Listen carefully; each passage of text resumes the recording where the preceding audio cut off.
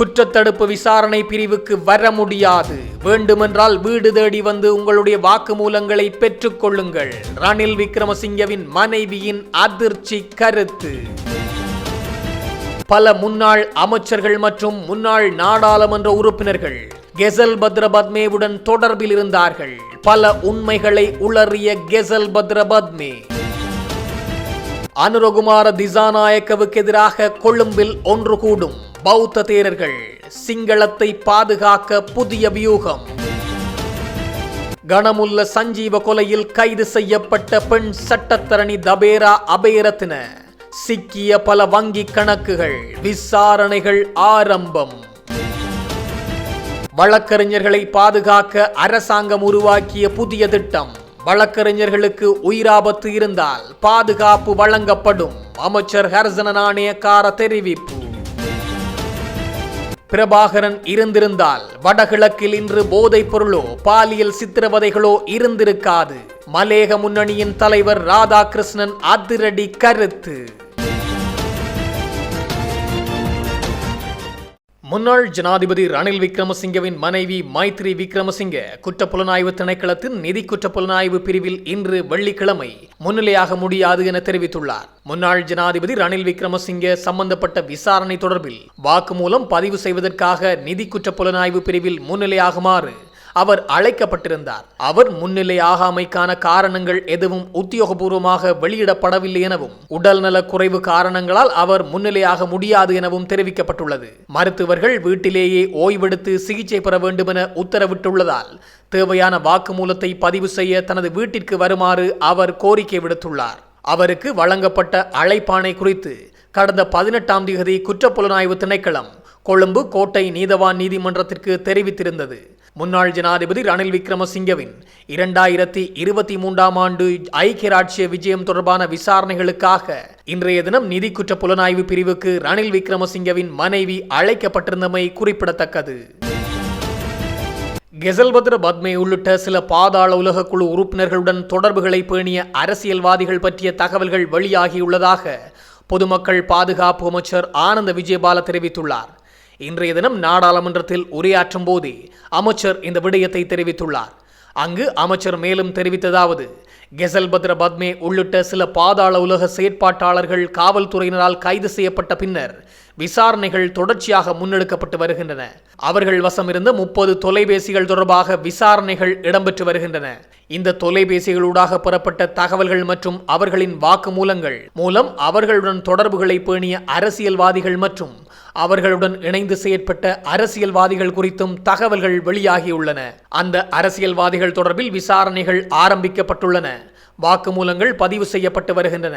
முழுமையான விசாரணையின் பின்னர் இது குறித்து தெளிவான அறிக்கை ஒன்றை வெளியிடுவோம். தற்போது விசாரணைகள் மிகவும் வெற்றிகரமாக முன்னெடுக்கப்பட்டு வருகின்றது எனவும் அவர் தெரிவித்துள்ளார்.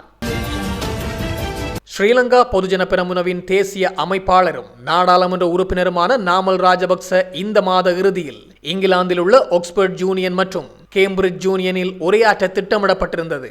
நாமல் ராஜபக்சவின் இந்த நிகழ்வுக்கு ஐக்கிய ராஜ்யம் முழுவதும் வாழும் புலம்பெயர் தமிழர்கள் கடும் எதிர்ப்புகளை தெரிவித்து வந்தனர்.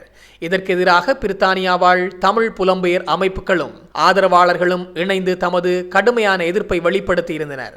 ஐக்கிய ராஜ்யத்தின் தமிழ் மாணவர் சங்கம் மற்றும் பிரித்தானியா தமிழ் இளையோர் அமைப்பு ஆகியவை இணைந்து அறிக்கை ஒன்றினையும் வெளிப்படுத்தியிருந்தனர். அதில் நாமல் ராஜபக்சவுக்கு வழங்கப்பட்ட இந்த வாய்ப்பை உடனடியாக ரத்து செய்ய வேண்டும் என வலியுறுத்தப்பட்டிருந்தது. இந்த போராட்டங்களின் விளைவாக இங்கிலாந்தில் உள்ள ஆக்ஸ்போர்ட் யூனியன் மற்றும் கேம்பிரிட்ஜ் யூனியனில் நாமல் ராஜபக்ச நிகழ்த்தவிருந்த உரையானது ரத்து செய்யப்பட்டுள்ளமை குறிப்பிடத்தக்கது. பிரபாகரன் இருந்த காலத்தில் வடக்கில் போதைப் பொருள் பாவனை மற்றும் பாலியல் சித்திரவதைகள் இருக்கவில்லை என மலேக மக்கள் முன்னணியின் தலைவரும் ஐக்கிய மக்கள் சக்தியின் நுவரேலியா மாவட்ட நாடாளுமன்ற உறுப்பினருமான ராதாகிருஷ்ணன் தெரிவித்துள்ளார். நாடாளுமன்றத்தில் நேற்றைய தினம் உரையாற்றும் போதே அவர் இந்த விடயத்தை தெரிவித்துள்ளார். அங்கு அவர் மேலும் தெரிவிக்கையில், நாடாளுமன்றத்தில் முன்வைக்கப்பட்டுள்ள இந்த திருத்த சட்டமூலங்களுக்கு நாங்கள் முழுமையான ஆதரவுகளை வழங்குகின்றோம். போதைப்பொருள் பாவனைக்கு அடிமையாவதால் குடும்பம் இல்லாமல் போகிறது. இவ்வாறான நிலையில் இதற்காக உரிய சட்டங்கள் அவசியமாகும். இதற்கான ஆதரவை நாங்கள் எப்போதும் வழங்குவோம். இதனால் இந்த சட்டமூலத்தின் நோக்கம் மிகவும் வரவேற்கத்தக்கது. கடந்த காலங்களில் நாட்டில் பல்வேறு கொலைகள் நடந்துள்ளன. அதில் அதிகமானவை போதைப் பொருளுடன் தொடர்புடையதாகவே இருக்கிறது. இது தொடர்பில் அதிகபட்ச தண்டனையை வழங்கி இதனை கட்டுப்படுத்த வேண்டுமெனவும் அவர் தெரிவித்துள்ளார்.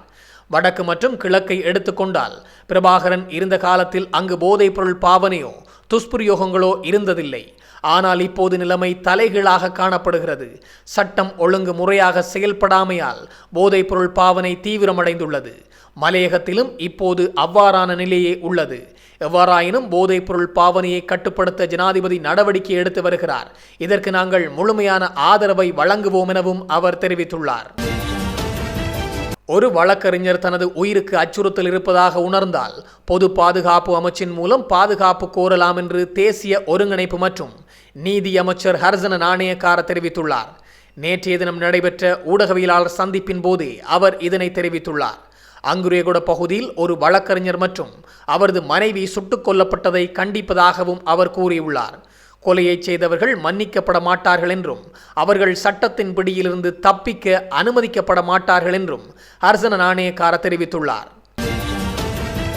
அரசியல் கைதிகள் உள்ளடங்கலாக நீண்ட காலமாக தண்டனை அனுபவித்து வரும் சிறை கைதிகள் தொடர்பில் ஆராய்ந்து அவர்களது தண்டனை காலத்தை குறைத்தல் மற்றும் விடுவித்தல் தொடர்பில் உயர் நீதிமன்ற நீதியரசர் எஸ் துரைராஜா தலைமையிலான குழுவினால் ஆராயப்பட்டு வருவதாகவும் அக்குழுவின் முன்மொழிவுக்கு அமைவாக கைதிகள் விடுவிக்கப்படுவார்கள் எனவும் நீதி மற்றும் தேசிய ஒருமைப்பாட்டு அமைச்சர் ஹர்சன நாணயக்கார தெரிவித்துள்ளார். நீண்ட காலமாக தடுத்து வைக்கப்பட்டிருக்கும் அரசியல் கைதிகள் அனைவரும் விடுதலை செய்யப்படுவர் என தேசிய மக்கள் சக்தியின் தேர்தல் விஞ்ஞாபனத்தில் வாக்குறுதி அளிக்கப்பட்டிருந்த போதிலும் அவ்வாக்குறுதி இன்னும் நிறைவேற்றப்படவில்லை. இவ்வாறானதொரு பின்னணியில் கொழும்பில் உள்ள அரசாங்க தகவல் திணைக்களத்தில் நேற்று வியாழக்கிழமை இடம்பெற்ற ஊடகவியலாளர் சந்திப்பின் போது அரசியல் கைதிகளின் விடுதலை குறித்து எழுப்பப்பட்ட கேள்விக்கு பதிலளிக்கையிலேயே அமைச்சர் ஹர்சன நாணயக்கார இதனை தெரிவித்துள்ளார். அரசியல் கைதிகள் என்ற பதத்திற்கு ஐக்கிய நாடுகள் சபை உள்ளடங்கலாக பல்வேறு தரப்பினரால் வெவ்வேறு வரைவிலக்கணங்கள் சொல்லப்படுகின்றன.